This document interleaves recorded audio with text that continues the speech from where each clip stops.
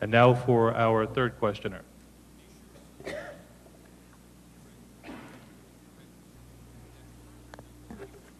Good morning. Morning. My name is Fran Strasser, and I'm a teacher in the Smyrna School District, and I am the president of the Smyrna Educators Association. For today, I'd like you to give your thoughts about our current student accountability system. What specific changes would you make and why? If your changes require the use of computers for more frequent testing, do you think that the schools have the needed technology to handle the demands of the new testing system? And if they don't, what would you do about it? Thank you. First response is from Mr. Carney. In my opening statement, I talked about one of the first things that I would do would be to do away with the DSTP and come up with a different kind of testing program.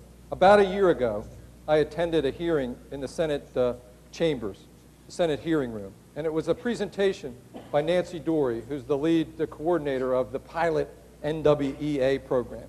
And she went through all the different things that testing approach allows a teacher and administrators to do in a school.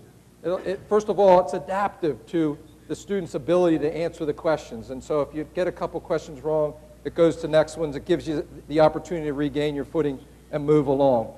And that allows teachers to use the information, the data that you get from that testing to help change the instructional practices through the year. It's given at the beginning of the year and again at the end of the year. So you can use it diagnostically to help children progress. And it's a better measure of accountability, how children progress during the year. So I would definitely make that change. Additionally, we need to make sure that we do all the things along the way to give teachers the support to address those diagnostic needs of the children so that they can be successful in their classrooms. Mr. Protack. Delaware State testing program, again, good intentions, bad execution.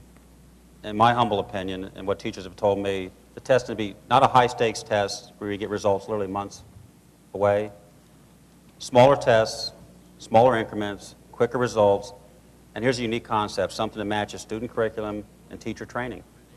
I mean, once again, I get evaluated every year, 3 days of pure hell in a simulator, and oral exams, written exams, computer exams, but I know the day I show up what's going to be on the test. Not every question, but I know the syllabus. 6 months later, I get evaluated out on the line flying. Again, I know what the guy's going to look for. Predictability. I think that's fair. Once again, good initiative, but very bad headwork. Mr. Markell.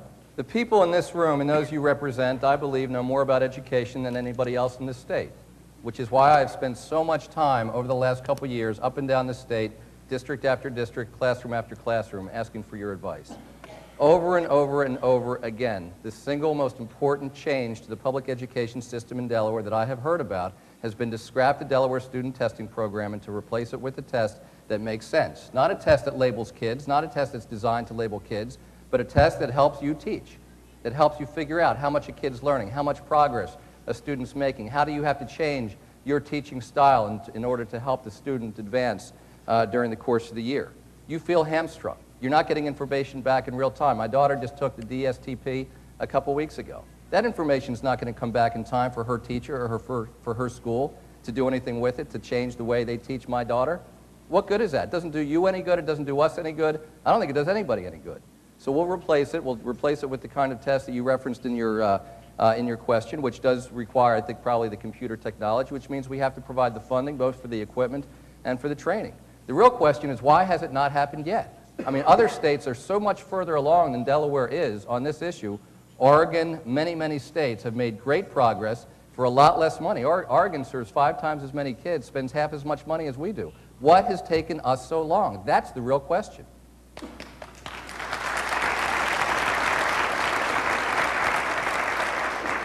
Now it's time for a 30-second rejoinders. Mr. Carney. The second part of the question was a really important one, and that is, do we have the technological support to be able to administer a test like this in a computer-based format? And we have to do it that way. It provides the flexibility that teachers need. Students can take the test over and over again. If they fail the first time, they can take it again. One of the things that I've been doing for the last several years is working on the Delaware Center for Education Technology. And so I know all the computer and the techies out there. I know that there's a lot of work to do to enable that to happen. The Oregon experience is that system crashed. and they needed to shift to paper for a short period of time. So we need to have the technology in place. Mr. Protack. We can do computer testing. Again, I do that every year. I get a CD-ROM in different systems. I spend probably 8 or 10 hours. I get a code. I show up complete. Believe me, pilots are the worst people in the world to tell what to do.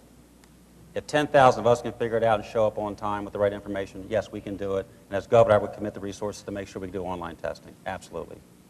Mr. Markell. I think the technological question really makes us think back. I mean, how much money did the state of Delaware spend 10 years ago to make sure every school classroom was equipped with the wire, and yet there was nothing at the end of the wire, or there was something at the end of the wire?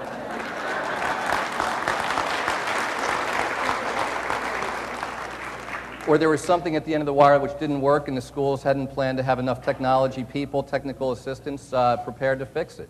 And how many teachers didn't get the training they need to integrate it into the classroom? This is about leadership, folks. It's all it is. It's about leadership, having priorities, making commitments, and living up